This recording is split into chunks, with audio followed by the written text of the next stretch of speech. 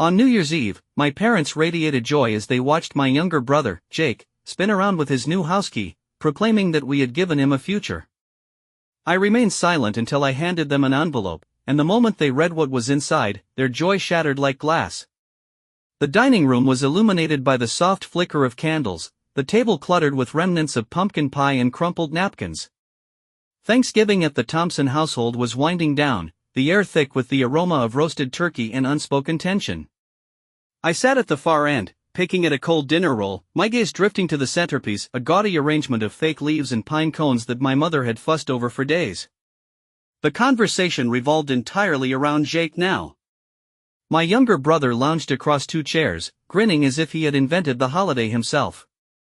"Jake, sweetheart, come see," my mother chirped, practically bouncing as she tugged him toward the window. Outside, a sleek new house gleamed under the porch light, a red bow haphazardly placed on the door. "We figured it was time you had something to start your life with," she said, her voice dripping with pride. My father clapped Jake on the shoulder, nodding as if it were a done deal. My stomach tightened at the sight. Then it was my turn. My father slid a small, crumpled box across the table, no ribbon, just wrinkled snowman wrapping paper. "This is for you, Alex," he muttered, already turning back to Jake's theatrics. Inside was a $20 gift card to Brew Haven, the plastic scratched and worn like an afterthought. I forced a smile, the warmth of the room curdling into something bitter. Jake was jubilant, his keys jangling while my parents basked in his glow. I clutched the card, the familiar ache settling in. Another holiday, another reminder that I would never be enough. I stared at the scratched gift card, its edges digging into my palm as the Thanksgiving chatter faded into a dull hum. Jake's laughter grated on my nerves, each burst a chisel chipping away at my composure. I set the card down, my mind slipping back unbidden to moments I tried to bury, each one a brick in the wall my family had built between us. I was 12, elbows deep in frosting, a cheap party store banner taped crookedly across the basement wall. I had saved every dime from mowing lawns to throw myself a birthday party, dreaming of streamers and laughter. I iced the cupcakes with shaky hands, grinning at the lopsided swirls, only to hear my mother's sharp voice, "We're leaving." Jake's game got moved up. No apologies, just the slam of the door as they rushed off to cheer for him. The next day, I woke to a silent house, a stale cupcake my only guest, while Jake's muddy cleats received a hero's welcome. Then came graduation.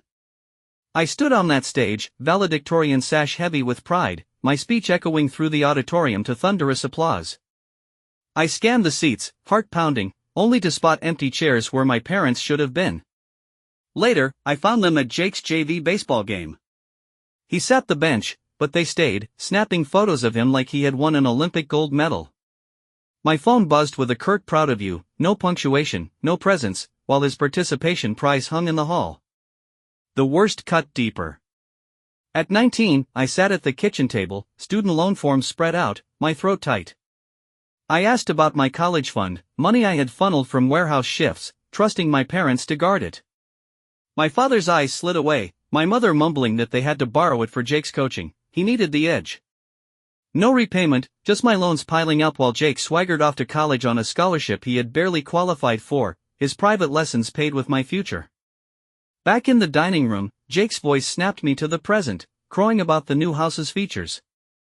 "You deserve it, sweetie," my mother cooed, my father nodding solemnly, their faces alight with a joy I had never sparked. I traced the gift card's edge, the memories stacking like weights on my chest. Every milestone I had clawed for, birthdays, grades, dreams, dissolved in their rush to crown Jake the king. I had been their shadow, my efforts a footnote to his spotlight. My fingers stilled. I had swallowed it all, every slight, every excuse, convincing myself it was fine, that I was fine. But tonight, watching them orbit him, that light cracked. I wasn't fine, I was invisible, a prop in their play, and the weight of it pressed. The weight of it settled inside me like a heavy stone. The Miller's house buzzed with neighbors and distant cousins, string lights twinkling over a spread of gingerbread and cider. I hovered near the fireplace, nursing a warm soda, the chatter a dull roar. Jake wasn't there, off testing the new house, my father bragged to anyone who would listen. My parents held court by the dessert table, and I caught snippets of their conversation. "Oh, Jake's thrilled with the house. Such a good kid. My mother's laugh rang out, high and performative. Then Mrs. Miller, all pearls and sympathy, asked, "And Alex, what did you get him this year?" My mother turned, spotting me across the room, and waved a dismissive hand. "Oh, just a little something. He's our rock, you know. We couldn't have gotten Jake that house without his hard work keeping us afloat." Her voice carried bright and careless, landing like a spotlight. Heads swiveled, and a few neighbors chuckled. Mr. Dawson muttered, "Always the helper." My father nodded sagely, adding, "He's good like that. Keeps things running." I froze, the soda condensing under my grip. Then Jake's old coach, a burly man with a booming laugh, clapped my shoulder. "Guess you're the real MVP, bankrolling your sister's house."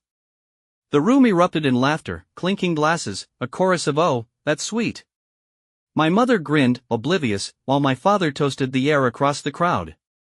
A cousin smirked, whispering to his wife, and I caught the words "poor thing." Anger and shame clenched my jaw. I was their punchline, my sacrifice twisted into a joke. I gave a curt nod and walked out to the porch, the cold biting at my cheeks as I leaned against the railing. The party's muffled cheer mocked me through the glass. My mother's words echoed in my mind, keeping us afloat, as if I were some noble servant, not a son they had robbed. The deed flashed in my mind, the forged signatures, the money I'd never seen. This wasn't just neglect or favoritism, it was a public stripping of my worth, my life reduced to a prop for their pride. My breath steadied, the sting sharpening into resolve. They had laughed, thinking me small, dependable, invisible. But I wasn't. I had the papers, the truth, and a fire they'd never suspect. Inside, my mother called my name, her voice lilting, "Alex, where'd you go?" But I didn't move. I stared into the dark, the rental house's address flickering in my thoughts. They had used me, humiliated me, assumed I'd take it. Not this time. I slipped to my car, the glove box clicking open as I held the deed like a weapon. This was my fight now. I didn't sleep after the party, the porch humiliation replayed in jagged loops, my mother's casual boast, the laughter, the way my life had been shrunk to a footnote for Jake's glory. But the deed in my glove box was a lifeline, a crack in their facade I could pry open. By morning, my resolve had hardened into a plan. I wouldn't scream or confront them, that wasn't my way. I'd hit them where they'd never see it coming. I called Sarah, a college friend turned lawyer, my voice steady as I said, "I need you to look at something off the record for now." We met at a diner 2 towns over, the clatter of dishes masking our words. I slid the metal box's contents across the table: deed, trust fund statements, forged signatures. Sarah's eyebrows shot up, her pen tapping the papers. "This is big, Alex. They've been using your name for years." She flipped through, her expression darkening. "The rental's yours legally, but the income's been diverted. And this," she tapped a loan document. "They took out a second mortgage on it 2 years ago. Guess why?" My jaw tightened. "Jake?" Sarah nodded. "His DJ setup, turntables, the works. Tanked in 6 months. They covered the losses, but the payments slipped. It's on the edge of foreclosure now." I exhaled, the pieces clicking together, the new house, the coaching, now this. My future bled dry to keep Jake afloat. Sarah leaned forward. "You've got options. The forgery is actionable, but the property is still in your name. You could take it back." That night, alone in my apartment, I pored over the numbers. The rental, a cottage on the edge of town, had equity despite the loan. I had savings scraped from years of overtime they never noticed. I could pay off the arrears. The deed, my name bolted at the top, lay before me, a note in my handwriting clipped to it, "Thanks for the head start." My father skimmed the first line, then froze, his glass halfway to his lips. My mother peered over his shoulder, her smile faltering. I crossed my arms, steady as stone. I own the rental property now, all of it. The house, the income. Happy New Year. Silence crashed in, thick and sharp. My father's face flushed, the paper trembling in his grip. "This can't be right," he stammered, flipping it over as if answers would appear on the back. My mother gasped, her hand flying to her mouth. How could you, Alex? That was ours. Jake sat up, keys clattering to the floor, his brow furrowing. Wait, what? The old rental? What's the big deal? My gaze didn't waver. The big deal is it's mine legally. You used my name, took the money, and gave it to her. I nodded at Jake, whose jaw dropped. I fixed your mess. It's done. My father's voice rose, cracking. This doesn't make sense. We were managing it. By forging my signature, I cut in, calm but cutting. By draining it for her house, her flops. No more. My mother's eyes widened, then narrowed, her voice shaking. You're twisting this. It was for the family. Jake scoffed, you're overreacting. It's just a house. I turned to him, unflinching. A house you never owned. Enjoy your keys while they last. My father slammed the deed down, red-faced. You think you can just take it? I met his stare. I already did. The room held its breath, the TV's countdown a faint drone, 10, 9, 8, as their world tilted. I stepped back, the envelope an empty shell stark against the table. I dropped my bomb, and the fallout was theirs to choke on. The silence after my revelation stretched taut, the New Year's countdown ticking down, 7, 6, 5, a metronome to the chaos unfolding. My father's face twisted, the deed crumpled in his fist as he lurched to his feet. You think you can steal from us after everything we've done? His voice boomed, veins bulging at his temples. My mother clutched his arm, eyes darting between me and the paper, her tone pitching into a plea. This was a family decision, Alex. You can't just hijack it like this. I stood rooted, my coat still buttoned, the black envelope a silent witness on the table. The family? I echoed, my voice low but edged. You mean Jake's family. You used my name, my future, and handed me scraps. That's not family, that's theft. My father flinched, but I pressed on. You forged my signature, siphoned the money, and gave it to her. I jerked my chin at Jake, who had scrambled up, keys dangling uselessly in his hand, laughing about it at that party. I'm done. Jake's face reddened, his bravado cracking. You're just jealous. Always have been. It's just a stupid house. Get over it. He stepped closer, towering over me, but I didn't blink. A house you lived off while I paid for your mistakes. Not anymore. My mother's hand flew to her chest, her voice trembling. We can fix this, son. We'll figure something out. Maybe split it somehow. My laugh was short and bitter. Split it? After you humiliated me in front of everyone? After you borrowed my college fund and left me with loans? I shook my head, stepping back. You don't get to negotiate. You lost that right years ago. My father's anger flared again, his finger jabbing the air. You're ungrateful. We gave you a roof, a life. A life? I cut in, my voice hardening with barely contained anger. A life where my birthday was a cupcake I baked myself? Where my graduation was an empty seat? Where I worked myself raw so you could prop him up? That's not a life, that's a cage. My voice steadied, cold now. I took back what's mine. Deal with it. My mother reached for me, desperate. Alex, wait. But I pulled away, grabbing my bag. My father's face hardened, his words a growl. You walk out that door, you're done. No family, no nothing. I paused, hand on the knob, and turned, meeting his glare. 2 weeks later, the faint creak of hinges welcomed me into a stillness that felt alive. Snow dusted the yard outside, softening the edges of the world, while inside, the air smelled of old wood and possibility. I set my bag down, the keys clinking on the counter, and sank into a faded armchair by the window. A mug of tea steamed in my hands, its warmth seeping into my fingers as I watched flakes drift over the barren trees. This was mine, not a hand-me-down, not a compromise, but the space I had claimed. My phone had buzzed relentlessly since New Year's Eve, my mother's voicemails piling up, each one a twist of guilt and panic. "You need to talk to us, Alex. This isn't like you." Then my father's gruff voice, "This isn't over." Jake's message came last, clipped and petulant, "You're screwing us over. Hope you're happy." I deleted them all, their words hollow against the deed in my name. Word trickled through a coworker that Jake's new house had been repossessed, the payments my parents couldn't cover without the rental income. They were scrambling, their perfect facade cracking. But I felt no pull to fix it, that wasn't my burden anymore.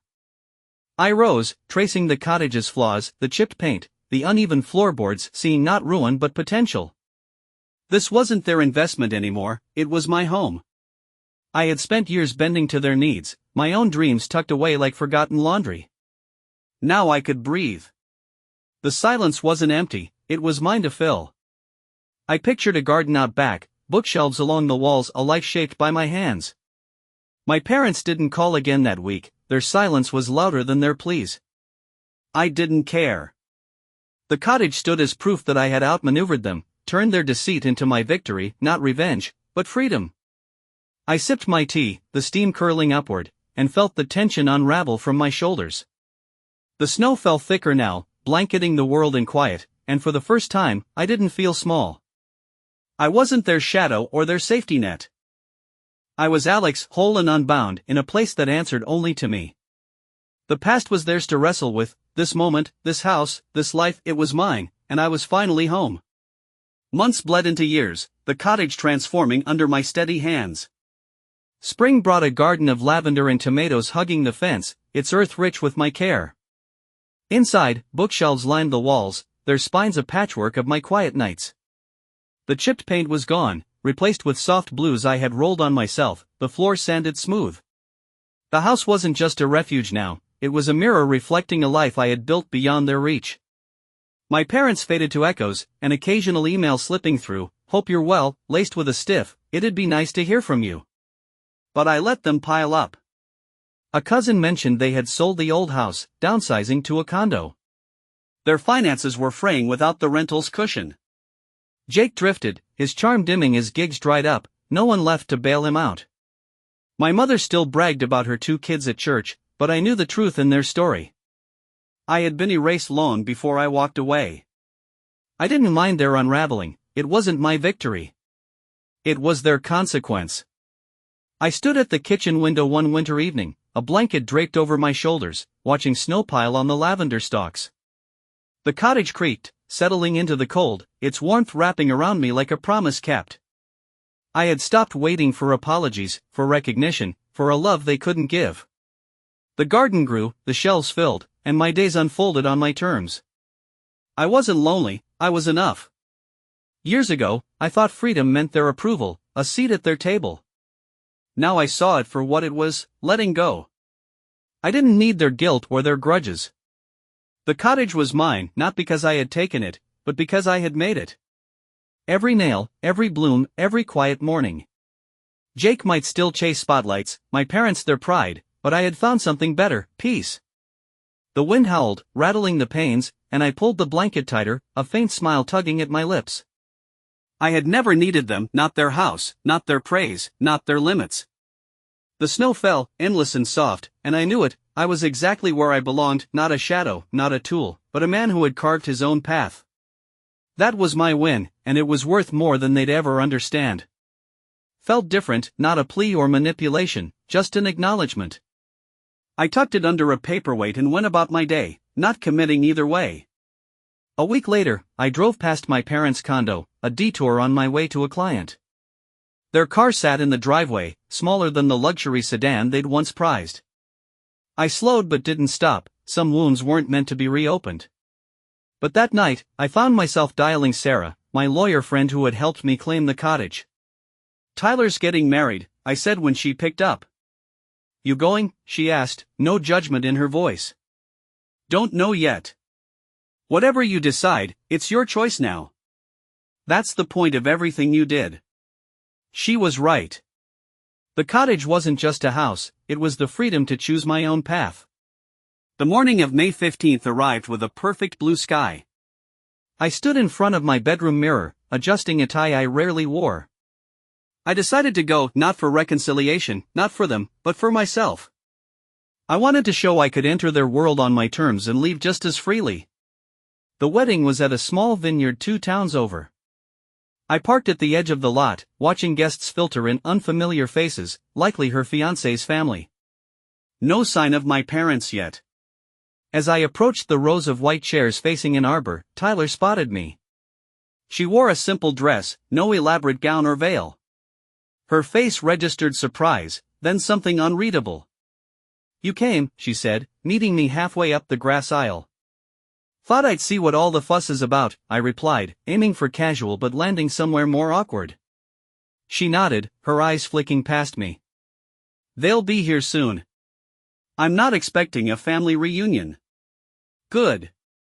A silence stretched between us, years of unspoken history like a wall. "Finally," I said, "congratulations."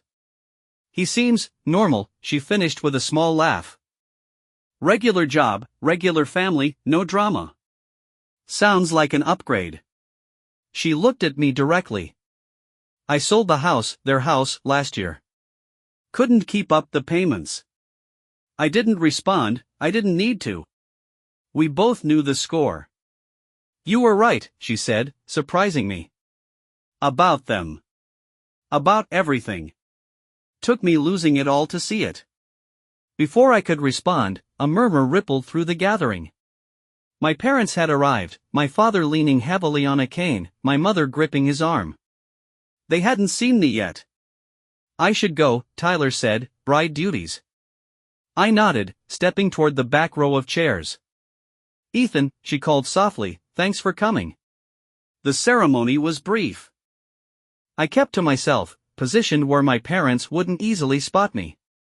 But as Tyler exchanged vows with her soft-spoken fiancé, I caught my mother scanning the crowd, her eyes eventually finding mine. She stiffened, nudging my father, whose face remained impassive.